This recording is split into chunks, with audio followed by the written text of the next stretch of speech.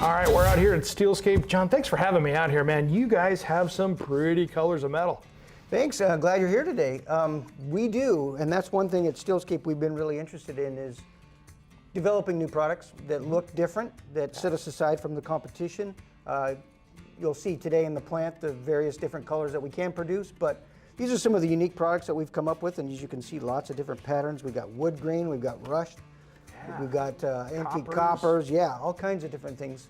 And it gives the architect or the homeowner a completely different option of samples to go with different roof looks. Yeah, roof, siding, whatever. Hard to believe it's steel, right? It is amazing that steel. Yeah. You know, one of the fun things that I like is I love this matte finish, man. Well, let me tell you about the matte finish. We've done a lot of research here about matte, and the main thing that we came up with was that we figured out the word matte. People use it generically. It's just a name. So this color is called matte black. Okay. But we found out on the definition what does really make something matte. So gloss is measured on a scale of 1 to 100, and these here are going to be about your 17 to 20 gloss. Okay. These here today you'll see are about down below 1. So you take a measurement of these, and that's a big difference. Yeah. So this is your 17 and less than 1, 0.7. Wow. Okay. So that's where we felt we were really in the market for what matte was. And it gives such a different look. I mean, you would think that these are two different pieces of metal. These are the exact same profile, yes. Yeah. You're correct. You're correct. That is cool. I love how you guys do that. That is some good stuff. Yeah, it's fun. It's fun stuff. So would you like to go out and take a look at the plant? I'd love to take a look and see how All this right, let's go stuff's take a made, look. man. Let's do it. All right, thanks.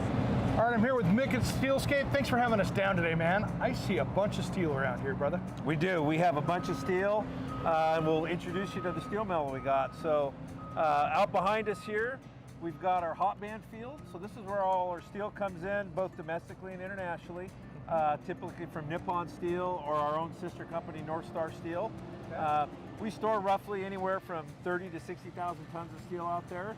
And this is our beginning process. So what you see here with this forklift moving the steel and getting it ready to come into the mill here is what we call hot band. So they're anywhere from 45,000 to 58,000 pounds that came directly from a hot mill. We order different sizes, different widths, and different grades of steel depending on what product it's going to go through our line. So the first process we'll see is the pickle line, and then we'll see the cold mill, and then we'll see the galvanizing line, and then we'll see the paint line. And the paint line and the galvanizing line is kind of the end of our two processes. What we've got here is we've got our stitcher, and then a tension leveler, and then down here you can see these white covered bats. That's where our pickling process starts. So we'll stitch coils together. The tail end of one coil will stitch to the head end of the other coil, so the coils will continuously run through the line. This line we can stop and start, and then the tension leveler here, what it'll do is it takes some of the shape out of the coil through the hot mill process, and what that does is that allows our cold mill to run faster than when it first sees the coil. So through the hot mill process, it puts a lot of shape in the steel, so this helps take out some of that shape and allows us to run the coil faster in our next process. All right, we're up here with a room with a view, man. This is great. Yeah, so this is a cold mill pulpit. So here's where the operator controls everything that goes on the cold mill to reduce the thickness of the steel. So in front of us, what we're seeing is the cold mill with the payoff reel, the entry reel, and then the delivery side over here. So what we'll do is the coil typically will take 5 passes through the mill. So we'll start on the left side and go all the way through to the other side in one pass, and then it'll come back through to the left, down to the entry side for the second pass, and then third, fourth, and then the final pass here. And so each one of those passes is reducing the thickness off of sort of a recipe. Beginning of our galvanizing line. So the galvanizing line has 2 entry reels, so that way we can run coils back to back. And the galvanizing line, it's a little bit different than all of our other lines. So the pickle line can start and stop, the cold mill can start and stop. The galvanizing line, once we start running it, we don't ever want it to stop until we choose for it to stop. All right, I see we're in a paint room. Yeah, so what we have here is we have our prime coater and our finish coater paint room. So after we did the pre-treatment on the steel, it comes through what we call an S coater here. and it's getting primer paint put on both sides of the steel. And then once that paint's put on, it goes into the little slot there, and that goes into our prime oven. So that prime oven now is going to cure the paint onto the steel.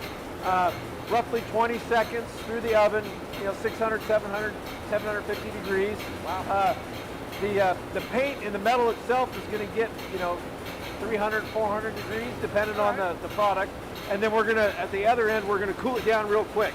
And then it's going to come through and come back, and then we're going to get our finish coat put on. And then we wrap the coil up and we do some quality testing, and then it's ready to go out to get packaged and sent to our customers. So that's just basically how that stuff shows up. When it leaves there, it comes over, unloads off the truck, and shows up right here, huh? Yes, yeah, it comes in wrapped up like you see over here.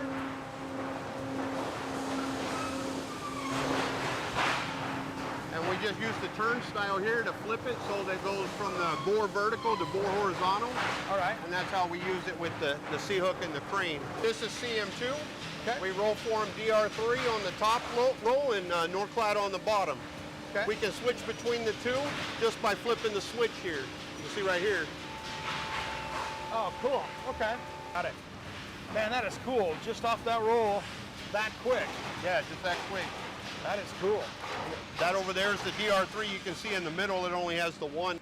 Right now we're averaging about 7,000 feet a day, which is fairly slow, right? Yeah. We're still kind of in our slow season, but it's starting to pick up. Yeah. In the summer we can hit 14, 15,000. Okay. So the installers, they'll just put the screws right in here in the slots, and after they do that, this next piece will come over right over the top, and it just snaps right into place. If I didn't have my gloves on, they'd remove the protective coating there. And then when you look up on the roof, you just see one solid sheet. You don't see any of the fasteners. Wow, so there's no fasteners, no weather, or anything else. You got just one really super clean roof. Yes, exactly. We try to run them in 26-piece stacks. Mm-hmm. That's our standard. We can do more or less. But what they do is they grab these and they haul them over here and they put them on the horses. And then Rocky down there, he'll measure the vertical leg, and then we have some pre-built cradles. He'll cut them to the right length, and then he's banding them up. You can kind of see them out here on the truck. Yeah. Ready to hit up the road. Wow, what an amazing facility you guys have here. Thanks, Shelby, for having us down. You guys make some beautiful stuff. We're very proud of the effort and innovation we've put into our products. Thank you. Yeah, it is great. And this stuff's so beautiful. Does it hold up? It does. It's very durable. It is just as durable as your grandpa's steel. That red, black, blue, green, and brown that have been on the barns and the houses for 50, 60 years. It's the same technology. It's just improved upon over the decades. Wow, that's cool. How do people find you guys? Because this stuff's beautiful.